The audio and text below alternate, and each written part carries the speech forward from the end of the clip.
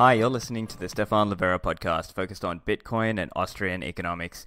Today, for episode 126, I've got an interview with Ben Askren.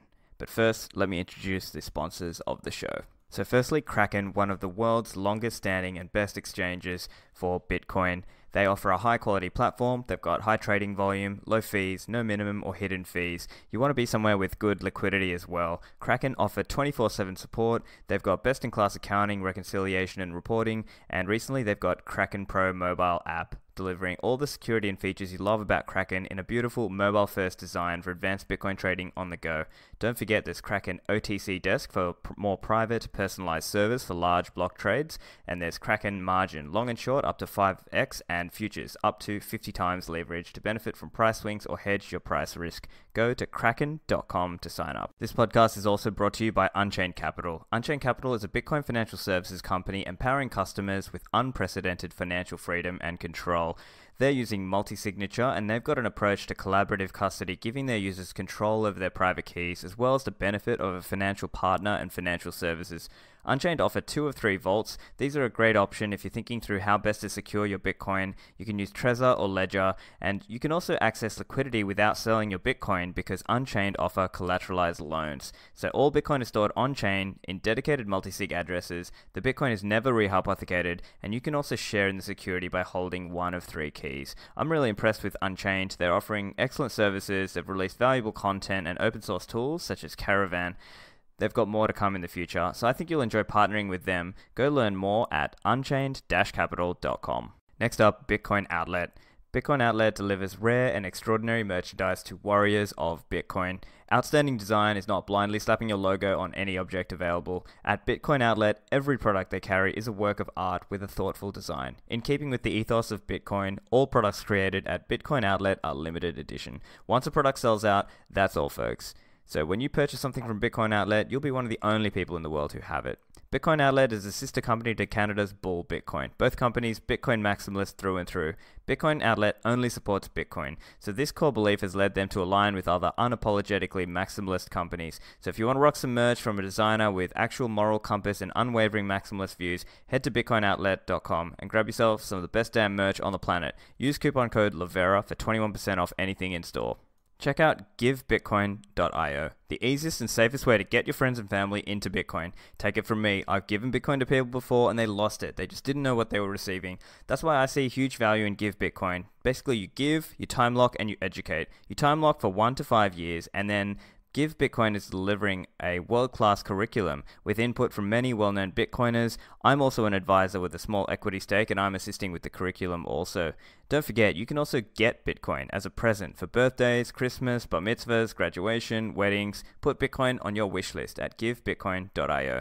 I really think givebitcoin.io can have a positive impact on Bitcoin adoption and understanding, so I'm excited to have them as a sponsor. So Ben Askren is a recently retired pro mixed martial artist and former Olympic wrestler. So he joins me today and we talk about how he's really getting into Bitcoin now and he's really spreading the word himself about Bitcoin to his own following. And I saw that he was recently tweeting about the little Bitcoin book and trying to get people woke about Bitcoin. So we had a fun chat about Bitcoin. Here's the interview. Ben, welcome to the show. What's going on? Excited to be here. Excited to talk about Bitcoin. Let's do this. Yeah, for sure. So, Ben, I've seen you've recently been talking a lot about Bitcoin. You tweeted just recently about the Little Bitcoin book, which is a great book. Can you tell us, I'd love to hear a little bit about what did you first think of Bitcoin when you first heard about it? Oh, let's see. When I first heard, so you know what? Unfortunately, I didn't hear about it early enough because I really wish I would have heard about it in like 2011, 2012, 2013. So I first heard about it in 2017. Luckily, it was before the run-up. I want to say I was with my buddy. I fought in Shanghai. My buddy came up. He lives in Australia, and he had bought, by that point, he had bought a whole bunch of stuff. And I want to say Bitcoin crossed 3,500 for the first time. I could be wrong on that. That's what I feel like I remember. And so, he started telling me about it. We were there in Shanghai for a week. So by the end of the week in Shanghai, I'm like, okay, and I started buying stuff, luckily, and then, so it was a blast because I got to watch the run up. So, I went about 3x and then I got to watch the run down and I went, down by a whole bunch. And so I got all the myriad of emotions that went along with, investing.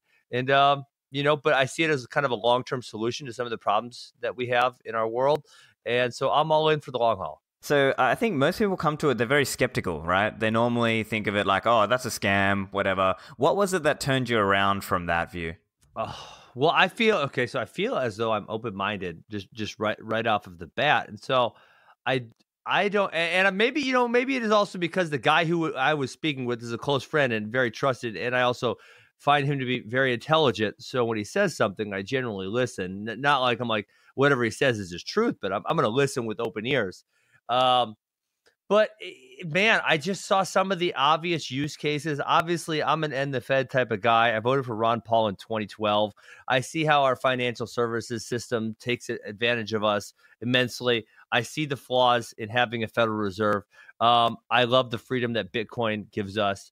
And so I guess that kind I was naturally attracted. I feel like it's this, in the early days of Bitcoin, there was a lot of like the anarcho-capitalist type of people. And I wouldn't go that far to say that that's kind of what I am, but I do have some of those libertarian leanings. And so I think right away, I was turned on by some of the aspects that Bitcoin provided. Oh, that's awesome. Yeah, so I think you were very well primed for it as well. But then I'm surprised you didn't hear about it earlier. Like a lot of those. And I am also, when I think about how woke that I think I am, you're right. I'm surprised I didn't hear about it earlier. I don't know. I don't know why.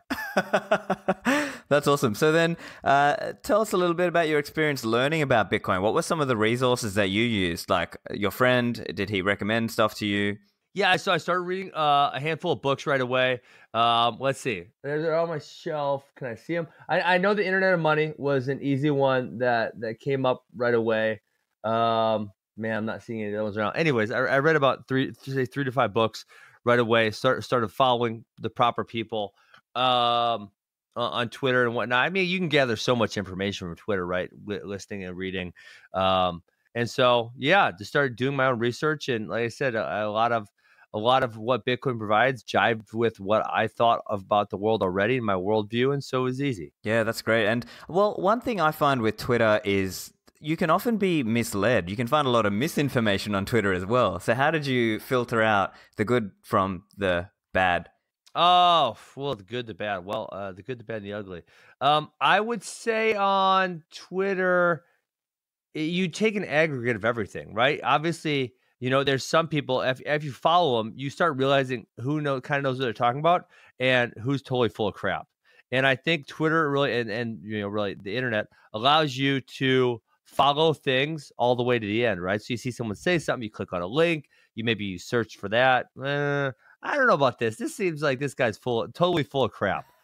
Okay, I'm not going to trust this guy anymore. Once you catch a guy lying or being full of shit a couple times, it's easy to not really trust him anymore. So, you try to, like I said, you get a lot of resources and you try to go with the ones that you like the best. Great. And did you have a lot of time to devote to learning about Bitcoin? I mean, you sound like, you're obviously very busy with your normal career. Did you find the time to learn about Bitcoin, or did you just make time? Busy people always find time for stuff that they find valuable. And so, yeah, I found the time. Again, the guy who introduced me, his name's Rye. He was Australia. He would send me a whole bunch of links all the time, and we would stay up to date. And then obviously once you start talking about it, you find other people who are interested in the topic, and then you can bounce stuff off them also. I just keep a healthy optimism about everything with also balance with healthy skepticism. And, I think I would like to think I have quite a few good resources. Yeah. So on the topic of having healthy skepticism, I think that is an important mindset to take when people present different ideas to you in this Bitcoin space, because sometimes there'll be a lot of questionable projects and so on. There are a lot of charlatans in this space. I have a friend, his name is Martin Floriani. He started a company, a media company. It has a blockchain solution to payments of creators. And at first he kind of pushed that. And then after a while, he's like, there are so many effing charlatans in this industry. I don't even want to have blockchain attached to my company at all. But I don't even really tell people that it's got a blockchain component to it anymore. They don't really need to know that. I mean, if they start doing it, they'll figure it out, right? But yeah, I mean, especially with the ICO bubble in 2017, man, there's a lot of criminals in this space, and it really allowed for them. But I guess that's kind of like any industry, right? You find good and bad people everywhere. So when it comes to some Bitcoin tools and things that you use, what do you have any favorite wallets, desktop wallets, Lightning, hardware wallets? What are some of your favorites? Well, my buddy recommended Trezor right off the bat, and so that was, something I got right away. And I will say, so obviously I'm sponsored by eToro. I gotta put that out there, and so that's where I buy through now. But this buying stuff has gotten so much simpler since August, September 2017. I mean, the amount of ease you can get to purchase pretty much anything now is 10 times as easy as it was back then. So now it's pretty simple. You got your Trezor. I have a couple wallets on my phone for small amounts of money. I have an eToro wallet. I have a Lope wallet. I have a handful of things on my phone for, like I said, small amounts of money. I have the Trezor for large amounts of money. It's simple now compared to what it used to be. And then I can't even imagine, like in 2012, I can't even imagine what that was like. Yeah. Have you explored running like a Bitcoin node as well? Nah, I've never explored that. I mean, I got enough going on in my life. That seems like a lot of work. Okay. I think we could do it. We could make it easy for you. But we're gonna get you there. I think we'll get you there. I've never even stepped foot in that direction. I've never even Googled how do I do a Bitcoin node. Maybe I'm misled, but I feel like it takes a lot of computing power and a handful of upfront investment, and I'm already invested enough in Bitcoin and everything else. So yeah. No, I did not explore that at all. Yeah, no, I think that's part of the journey as well. I think people go on a progression, right? So they buy Bitcoin, then they put it on a hardware wallet, and then usually the next step from then is learning how to run their full node as well. Really? Yeah. You think that's natural? Well, not natural, but I think that's the progression that we as a more experienced Bitcoiners try to put Bitcoiners on that sort of journey. There's a reason for that, though. That's fair. Yeah. That's fair. Yeah, I mean, I think so I just started this podcast with John Kim, Funky John Kim. Do you know him? Heard of him. I might have met him. He's a Litecoin evangelist, travels the world.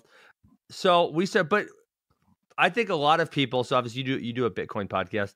A lot of people in the community, they don't understand how much other people don't know. Like, do you know how many times I've been asked, well, Ben, I can't even buy a full Bitcoin. It costs too much.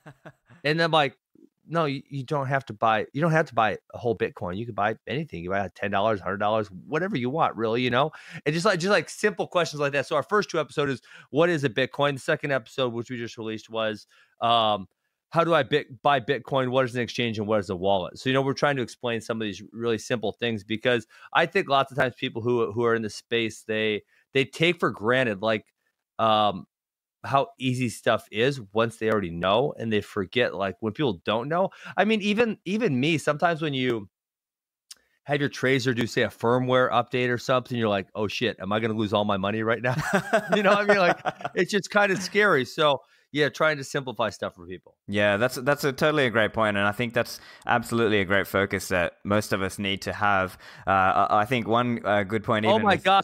I just looked at your Twitter handle and it says Bitcoin plus Austrian economics. So you voted for Ron Paul also, didn't you?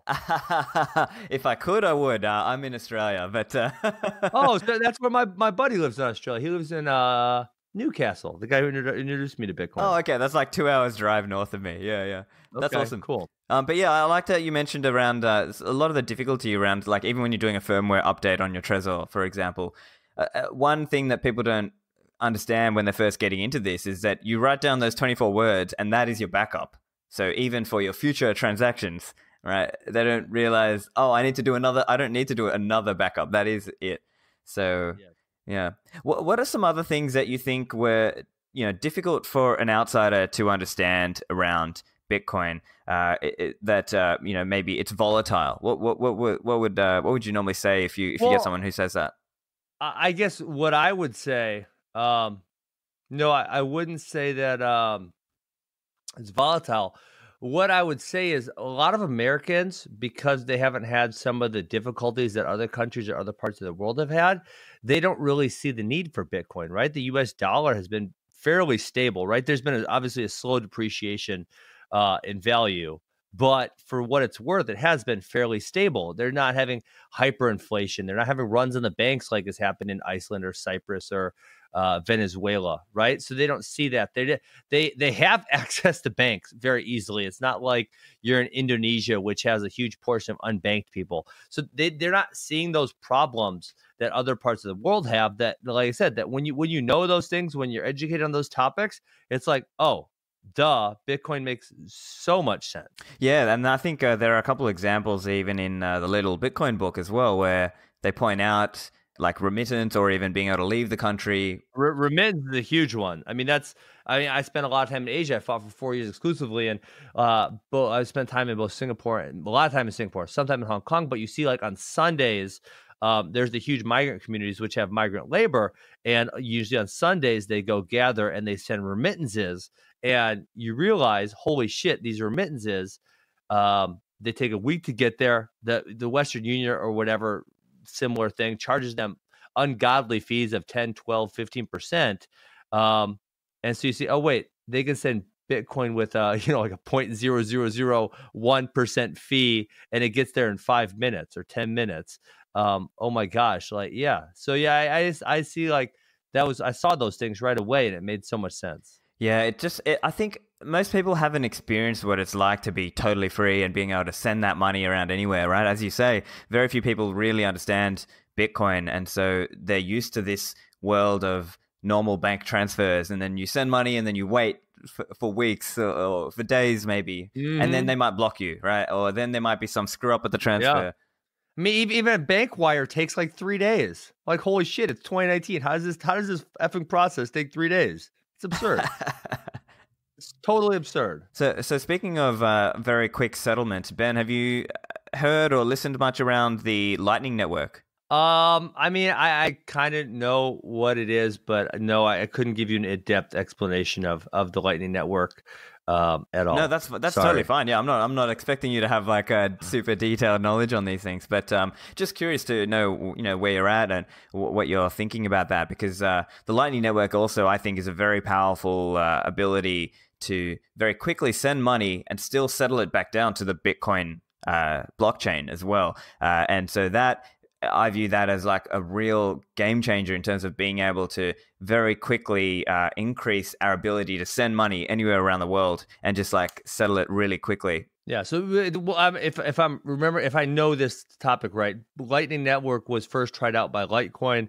I believe, did Charlie Lee have some hand in getting it going? Or no? I think that's one of those points where people have disagreement in the community around that. So some people would say yes, it was the activation of SegWit on Litecoin that helped enable, again, getting a bit technical, but that helped activation of the technology that helped enable Lightning on Bitcoin. There is a Litecoin Lightning Network. However, it's much, much smaller than the Bitcoin Lightning Network. Okay. Yeah, but that's a cool one as well in terms of being able to very quickly and cheaply send money around, and it just has dramatically lower fees, and it allows Bitcoin to sort of take it to the next level. So I think I'm really excited about that. So obviously I use Litecoin also. I have a Loaf wallet, and there's a couple people I pay that I use for stuff, and I pay them in Litecoin. And yeah, every time. So I also use Venmo, because all the so I got 11 acres here. I have a wrestling academy. Some of the high school kids want summer work, so they come over and cut my grass or move mulch or whatever it is, and so I pay them on Venmo because they don't have. I'm thinking about forcing them to get a Loaf wallet or something of the like next summer. We'll see how far I go down that alley, but obviously I'm not going to give Venmo access to my bank account, so I put my credit card on there, and every single time I send $50, it gives me a $1.50 transaction fee, and I'm like, oh, freaking Venmo. And then I pay my one guy on my Loaf wallet, and it's like, okay, the fee is 0.000007 of a Litecoin. You're like, okay, what's the math then? Oh, I just paid 0.03 cents for that transaction. Right. Yeah, I see. Yeah. Well, I think similar right now with Lightning, you basically can do a similar level transaction on Lightning and pay pretty much similar level fees with that as well. So you could even look into getting them onto Lightning. I think that's also another important comment around building real world use as well. So I'm obviously a big fan of HODL, right? I think HODL is the important thing, But I think eventually there definitely is a need to build around that idea of doing real commerce in Bitcoin as well. So I think it's really cool that you have real world examples that you're using it for already. Yeah, I mean, and that's my podcast co-host John Kim. Actually, the clip we put up today from episode number 2 was, I called him a dumbass because he's out spending his money, spending his Bitcoin and Litecoin. He's out there spending it, and we brought up the example of the really guy. I'm blanking on the Laszlo, I believe his name is, the first guy. Yeah, Laszlo bought 2 pizzas with 30,000 Bitcoins, and how, man, he's a dumbass. I mean, he paid $30 million or whatever for a couple pizzas, and so John was saying, yeah, people call Laszlo a dumbass, but I'm out here spending because someone has to do it. Someone has to spend to give it real world value. So this is John saying, I consider Laszlo to be a hero because he's the first one that went out and did that. And someday, hopefully, people will feel the same way about me because I'm out here spending all of my Bitcoin and Litecoin instead of hodling. Well, I think that's a point where, again, there's differences in the community. I think my view would be more like, actually, the value comes from holding.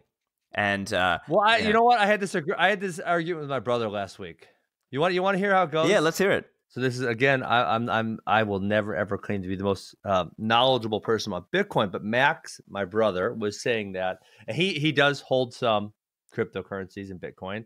He was arguing that the Bitcoin has to be tied to the dollar, and that's what gives it value. And I said, I don't really feel as though it has to be, and I don't feel like Bitcoin specifically. I think other things may be used for day-to-day transactions. Bitcoin might be, but I think there's also a chance other things will be. So I said, but a lot of people view Bitcoin as just a store of value. They're just going to go put their wealth in there. And the reason is it has a lot of the same properties that gold does, right? And that's why gold has been a standard of wealth for thousands of years. But the only problem is Bitcoin does pretty much every single thing gold can do. If you list the categories where gold gives value, pretty much everything that gold can do, Bitcoin does it better or is easier, right? A verification of if this is real gold or what percentage gold, like, I don't know how to do that. That's going to cost a whole bunch of money to go verify real gold. How about sending gold? What if I want to send you $1,000 of gold? How am I going to go send you? I can send you $1,000 of Bitcoin in about 44 seconds, maybe less. How am I going to send you $1,000 of gold? Like, literally, me to you right now.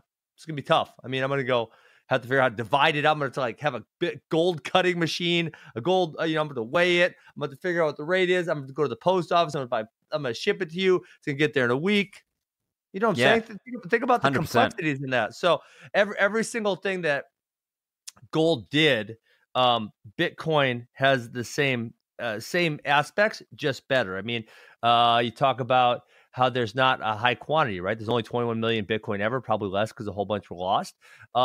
Gold has a limited source of it, but it is ever expanding. So it's probably not as limited as they once thought it to be. So I think everything gold does, Bitcoin does better. Gold was valuable because gold is gold and people deem it to be valuable. Bitcoin will be the same way. It's going to have value on its standalone value on its own because it has those immutable properties. Gotcha. Yeah, I think, you couldn't have said it better. Now, I would say... Really?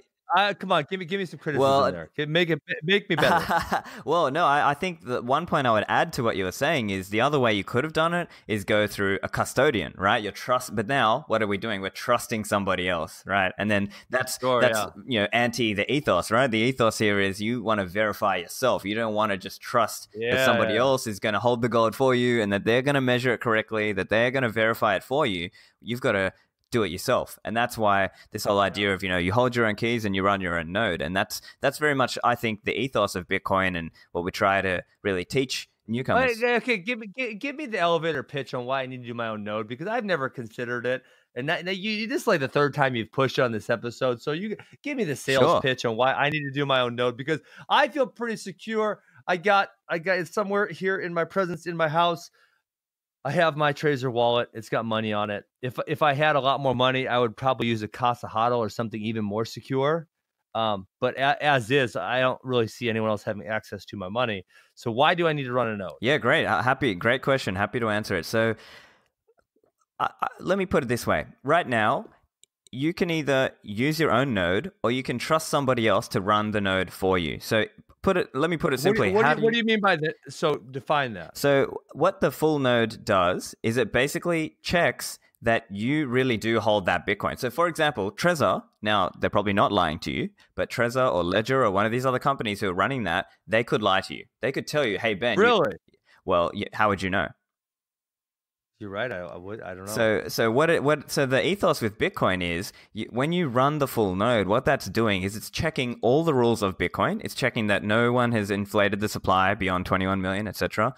That there's certain rules around blocks and transactions, and most importantly, you're checking that you know without trusting anybody else that yes, Ben, you hold this number of XYZ number of Bitcoins, and what it does is it helps reduce the cost. So think of it like a fake if you had a fake gold detector, like those things to check if they've got tungsten on whatever, think of your full node, it's like a fake Bitcoin detector. And so when you run your own Bitcoin full node and you connect, now it's great that you hold your own keys because you've got a Trezor, so that's step one. But then step two is learning to run your own node and then connect that with your own keys in a way. And so one way to do that is to I'm actually happy to help talk you through that process if you like. But I think it's quite simple now. You haven't convinced me quite yet. We're getting there. So okay, all right. Well, here's the other one. Okay, wait, hold on. So let me go ask you this. So I realize one of the things that makes the blockchain so powerful is everyone. There are all these nodes all over the world, right? Which are all checking these transactions and whatnot. And so essentially, like a bank holds a central ledger and no one has access to that central ledger. So if they wanted to fudge or move stuff around, they could probably do that, right? Bitcoin, not necessarily, because there's all these open nodes and everyone can see what everyone else is doing. So I guess I'm just help explain to me why I need to do one. Well, that comes down to how willing are you to trust that this company will run it for you, right? Because remember, right now it's early days, right? But imagine in the future where, let's say, that company might become bigger and bigger and more of a target for hacking, or it might become bigger and bigger and more of a target for the government. Trezor. Potentially. Trezor. I mean, yeah. Huh. Interesting. So I guess my thought, but the way I understand it, this is again, I'm not the smartest guy in Bitcoin. I have a decent understanding. When I have my Trezor, I plug it in, I send my stuff to my private keys, right? Then my Trezor is unplugged. It is then put somewhere in my house. No one has access, right? No one can have access to that, right? Yes. I mean, that's my opinion. No one can hack that. Yes and no. So what it is no, don't like. Okay, so there's a few. Who's hacking me? Tell me who's I'm hacking you right now, man. No, but it's more like there are ways in which you can still have your security compromised. For example, if you use a web browser, then somebody might use a malicious web extension, and then they might present you a fake address. So that you might think, I'm depositing into this address, but then they present you it's their address, right? Things like that. Sure. Or there are occasionally hacks against hardware wallets as well. So that's why, depending on the model of Trezor, it's a good thing to have what's called a passphrase. You can think of that like the 25th word on your seed. So that's another good practice as well. Well, what do you say about like the Casa HODL system? Have you seen that? Yeah, that's a good system. I like Casa. They have... Is that unhackable? Well, without doing your own node? Nothing is unhackable, but it's more like it would be considered I think it's a good security system in that they have multi-signature and you distribute the keys.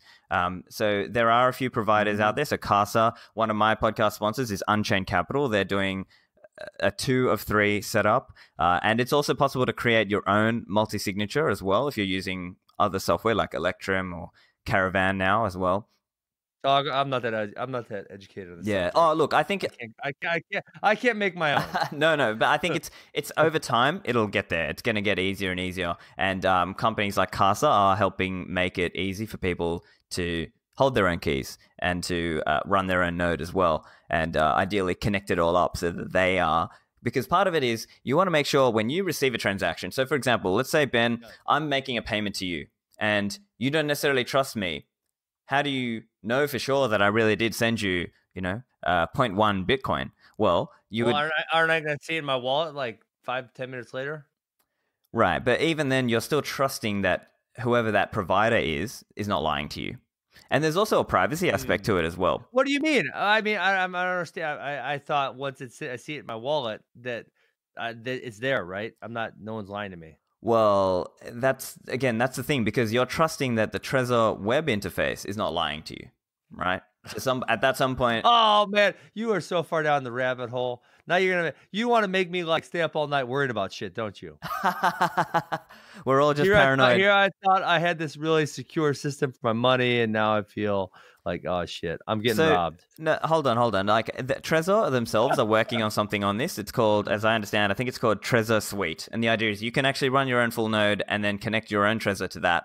So they're working on something similar to this. Okay. But there are other ways to achieve it as well. Because part of it is protecting the decentralization of Bitcoin, right? Because imagine if there were, say, 2 or 3 big providers that everyone just trusts, well, then the government can just go shut them down or just go and co-opt it there. You know what I mean? Sure. So, yeah. And we would say even like with gold, that was what we saw, right? That the way gold got stored got very centralized, and then it got co-opted, right? Yeah. And so in some ways, Bitcoin represents a whole new thing, because now we can verify it all on our own. And literally every household down the street can be running their own full node. And so that way it's way more decentralized. How many active nodes are there on planet Earth currently? Oh, there's not really any hard numbers that I could say. There are like online sites which show statistics of listening nodes, but there's a lot that aren't listening or easily discoverable. So look, I would say on the low end, it's like 10,000 listening nodes or whatever, but realistically, at least 100,000 like full nodes around the world. But part of the system actually relies on more people running their own full node as well. So part of it is like keeping this thing decentralized, right? And I think you can appreciate that, right? Yeah, of course. All right. Yeah. Wow, we went deep there. Now listen, I'd never even ventured into the node territory, and now you have me at least slightly curious. So you did your job. Now I'm gonna go after we get off this. I at some point I will do my research on a node. I'm happy to point you. After this, I'll give you some resources, and I'm happy to help you. So sounds good. Yeah, but look, I'd love to talk a little bit about whether you've explored. Now, another thing that I commonly get when I'm talking to like a Bitcoin beginner, they're often coming and asking, "Oh, hey, should I do Bitcoin mining?" Right? Did you ever explore that as well? Never. Or do you get that? I feel the same way about running a node. I just need to buy some Bitcoin, and I felt like that was good enough. So I think no interest in mining. Yeah. Have you ever had like people come to you though and ask about it as well? Yeah. I mean, when people, I guess that's fair. That would be a fairly commonly asked question. I mean, when you talk about like people obviously see me talking about Bitcoin or whatever on social media, and listen, there's a lot of people who have interest who have not bought any or done anything with it yet. And like I said, one of the common questions is, well, I can't buy a whole one. Is there anything else I can buy? I definitely want to. One of the other common questions is, do you do any mining? And I just know I have not had interest. I have not went down that path whatsoever. Yeah. Have you heard of any specific examples in terms of Bitcoin versus censorship? Like, I think that's a good angle as well. I've gotten a little bit into that. I've led a little bit into that, but I would not say I'm super deep in there. Obviously, I know there's stuff like Monero, which is even more secretive than what Bitcoin is. And I could very, very surface level tell you the debate that people are having on the privacy of Bitcoin, because people can shut down or view some transactions. Like I just saw that one guy, I think he was in South Korea, had a bunch of pornography or child pornography, and they were using Bitcoin for the payment, and they were tracked down by their use of Bitcoin. And so it's not totally private, which is I guess probably a good thing, right? That people like that can be tracked. And the other one that everyone says to me, which is, I'm going to tie this right back into what I just said, that pisses me off. People say that's just for people who want to money launder. Blah, blah, blah, blah, blah. Like, you effing brainwashed idiots.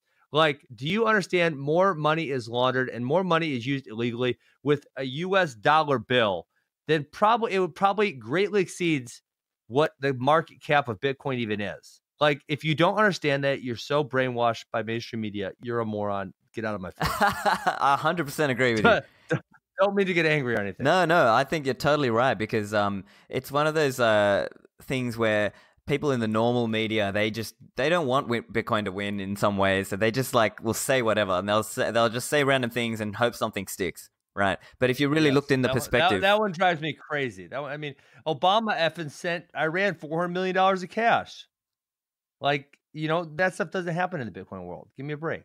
right? Yeah, and it just it's the other big one is energy usage. Have you heard of that one as well? Yeah, I don't buy. I don't want. Listen, I put one post up jokingly that we got snowed on here on October 31st, and I jokingly made a post that said, "Glad to see global warming is alive and well." And I put the picture of the snow on October 31st, and people got livid at me.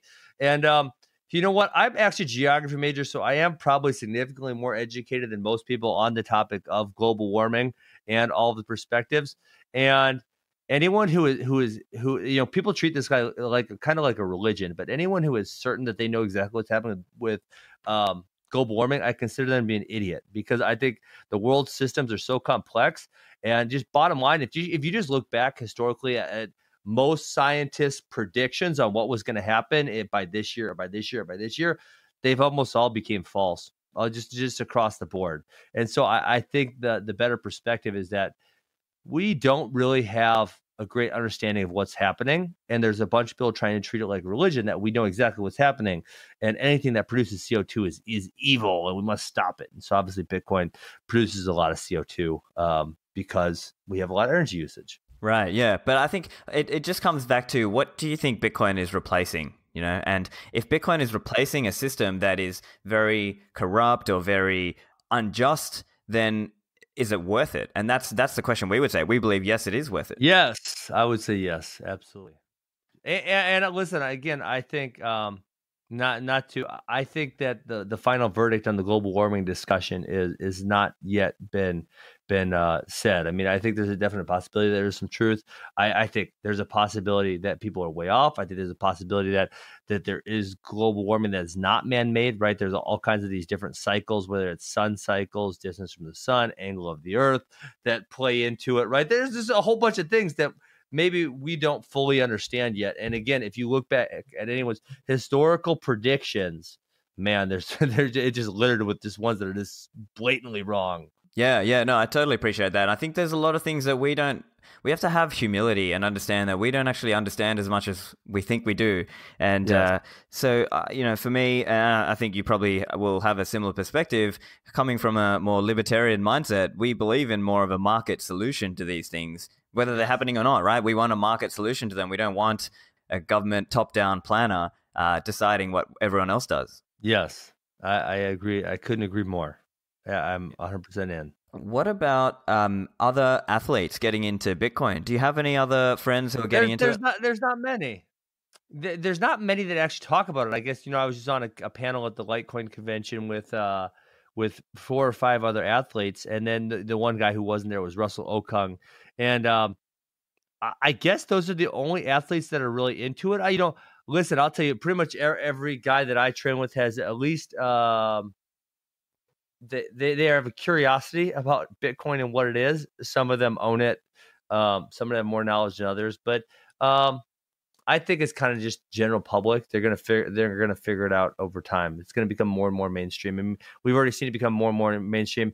And whenever this next bull run hits, that's I think when it's really gonna catch fire with mainstream. Right, and for you, because even in 2017 when the bull run was happening, it wasn't totally easy to buy. It wasn't. I mean, and the exchanges weren't as good as they are today.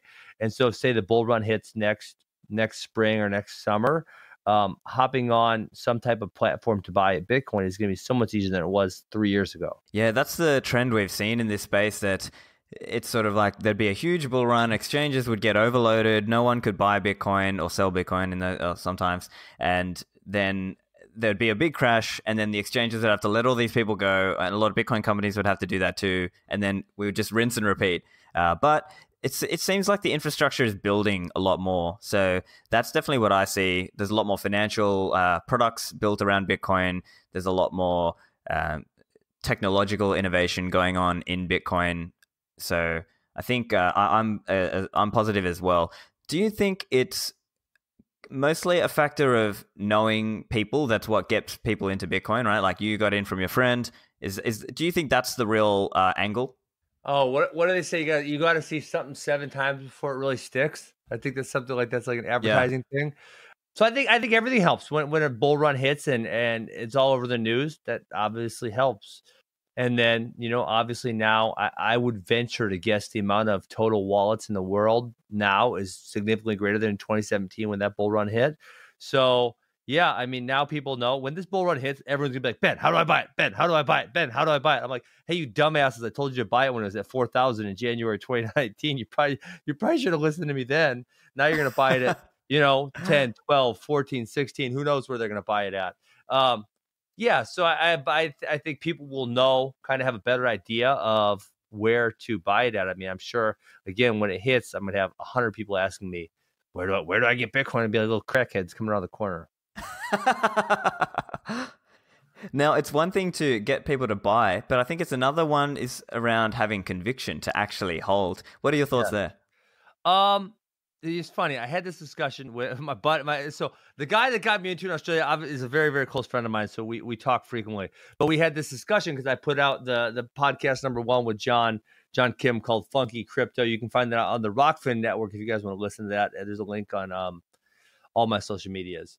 But we were having this discussion because, I was trying to break down what Bitcoin is in as simple as terms as possible. And then our episode 2 is going to be what is blockchain?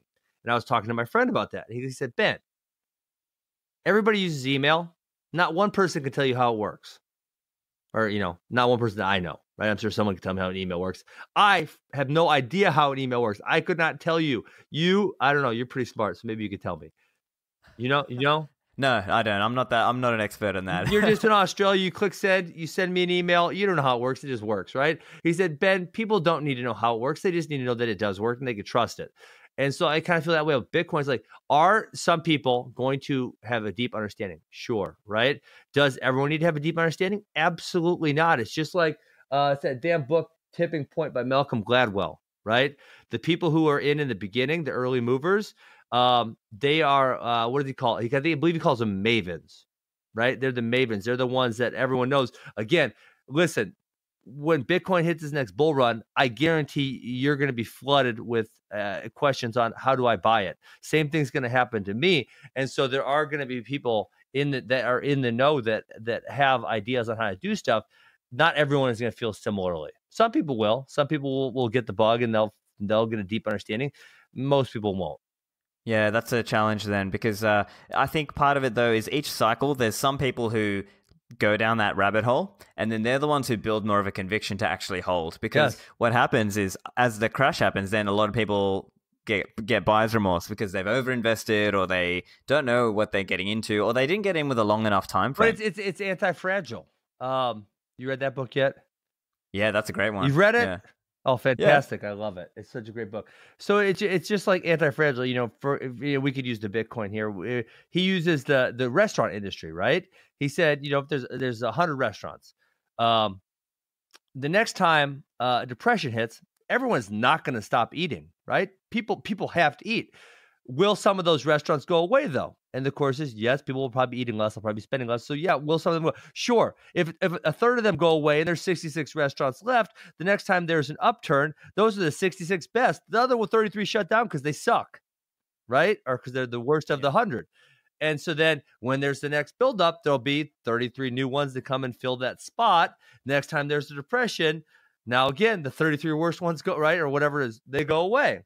And so I think, now, I mean, how many boom and bust cycles has Bitcoin seen now? I mean, I like I said, you got me. I've only been around for one, maybe two, a little bit, right? There's a little bit of a small bubble this spring. So maybe you got me for 1.5, but how many has there been? 5, 6, 7? And so, you're right. Every run up, there'll be people getting interested, and then you'll wash some people out. Those are probably the ones you didn't want in the first place. Next run up, there'll be more people interested, and the same thing will happen over and over and over again. Yeah, no, I totally agree with that pattern. That's definitely the pattern I've seen. What I've found... Hey, is Anti-Fragile one of your favorite books? Because I freaking loved that book. Actually, I would say my favorite by Taleb is Fooled by Randomness, but I do love Anti-Fragile as well. I really loved his series. It was really good. Yeah, I really liked reading Taleb. He can be a little bit prickly online, though. I'm sure if you've seen. Oh, I love it. I love it. I love when he gets a little hostile. Uh, It's funny, yeah. It's I really good. like people with a little bit of edge to them. I don't like people who are too nice all the time. I like people who, they're nice most time, but then every once in a while they might chew your head off. Yeah, no, Nassim Taleb definitely likes to go after people. I think right now he's going after various different topics. But he has been speaking about Bitcoin as well, actually. So he's been speaking about how Bitcoin may potentially present a real option to central banking. And he actually wrote the foreword to Yeah. the Bitcoin Standard by my friend Safety and Amus. Have you heard of that book? I think I may have read that one. I'm trying. I can't see my Bitcoin books on my shelf, but I do believe there's a possibility that I've read that one. What was I just gonna say? You made me think of something else. Oh, by Tilly, I guess my favorite feeling, and I don't get this very often because I feel like I'm fairly well read and fairly well educated. But when I read a book and not something like you learn something new about a technical innovation, but literally like a thought, but like the thought of anti-fragile, right? When something's fragile, it breaks. When something, what is the opposite of that?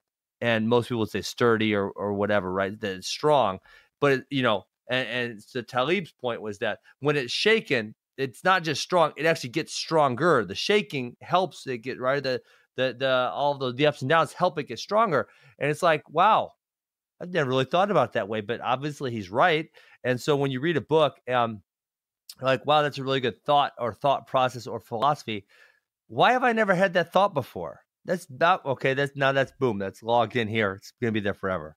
I love that. Yeah, and totally. I think, and there's definitely a good argument there around why Bitcoin is anti-fragile as well. Like one of the well-known educators, Jimmy Song, has made the argument that it's Bitcoin's developers who make it anti-fragile, right? So when something hits or some problem hits, they often are trying to code up a way to improve that, and they're constantly focused on that. Yeah, and I think by nature, Bitcoin tends to be anti-fragile.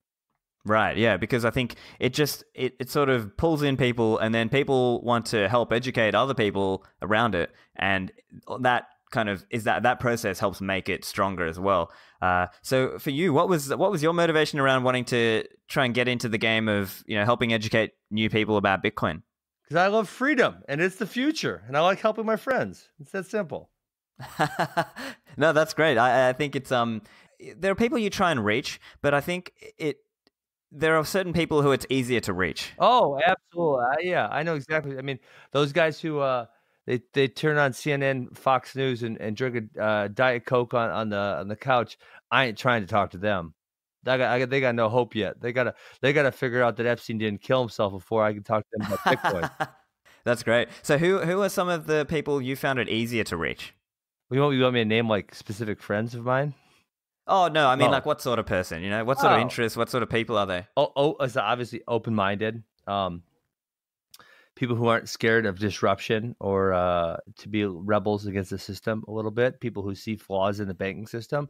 People who are woke and realize that our world is run by more than a two-party system.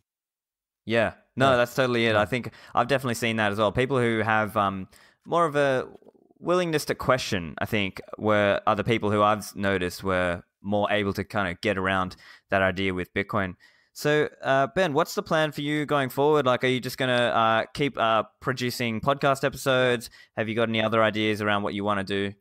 No, I think just my biggest thing, again, I'm not an expert in the subject matter, but I think I can present the subject in a really common sense, easy to understand way. So I have a large following on social media, so just spread the word that way. And then again, I believe when the next bull run happens, there's going to be a whole bunch of people asking questions, and hope they'll be there to answer those questions.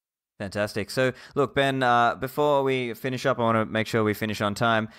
Just make sure you let the listeners know where can they follow you online and where can they find your podcast.